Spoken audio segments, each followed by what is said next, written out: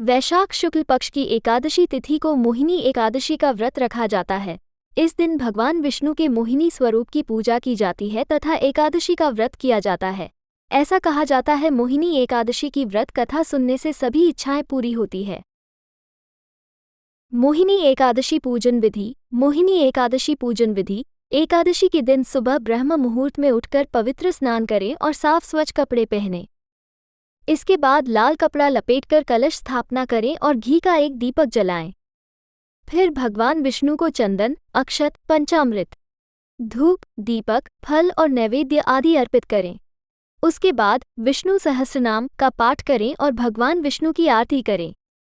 इस दिन मोहिनी एकादशी की व्रत कथा का पाठ अवश्य करें या सुनें। रात में श्री हरि विष्णु का ध्यान करते हुए भजन कीर्तन आदि करें और जागरण करें। मोहिनी एकादशी व्रत कथा। मोहिनी एकादशी व्रत कथा। पौराणिक कथाओं के अनुसार सरस्वती नदी के पास भद्रावती नाम का एक सुंदर नगर था। उस नगर में धनपाल नाम का एक अमीर व्यक्ति रहता था। वो स्वभाव में बहुत ही दयालु और दान पुण्य करने वाला व्यक्ति था। उसके 5 पुत्र थे, जिसमें सबसे छोटे बेटे का नाम धृष्टबुद्धि था। वो गलत कामों में अपने पिता का पैसा बर्बाद करता था। एक दिन पिता धनपाल ने उसकी बुरी आदतों से परेशान होकर उसे घर से निकाल दिया।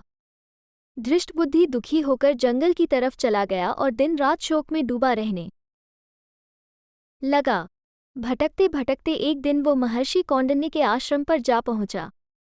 उस समय महर्षि गंगा में स्नान करके आए थे। धृष्टबुद्धि शोक के भार से पीड़ित होकर कौंडिन्य ऋषि के पास गया और रोते बिलखते हुए हाथ जोड़कर बोला, हे ऋषि, मुझ पर दया करके कोई ऐसा उपाय बताए जिसके अच्छे प्रभाव से मैं अपने दुखों से मुक्त हो जाऊं। तब महर्षि कौंडिन्य बोले, मोहिनी नाम से सबसे फलदायी एकादशी का व्रत के बारे में उसे बताया और कहा कि इस व्रत को करने से व्यक्ति के जन्मों जन्मों के पाप नष्ट हो जाते हैं। धृष्टबुद्धि ने ऋषि की बताई गई विधि के अनुसार व्रत किया, जिसे करने से वो अपने किए गए सभी पापों से मुक्त हो गया और श्री विष्णुधाम को चला गया।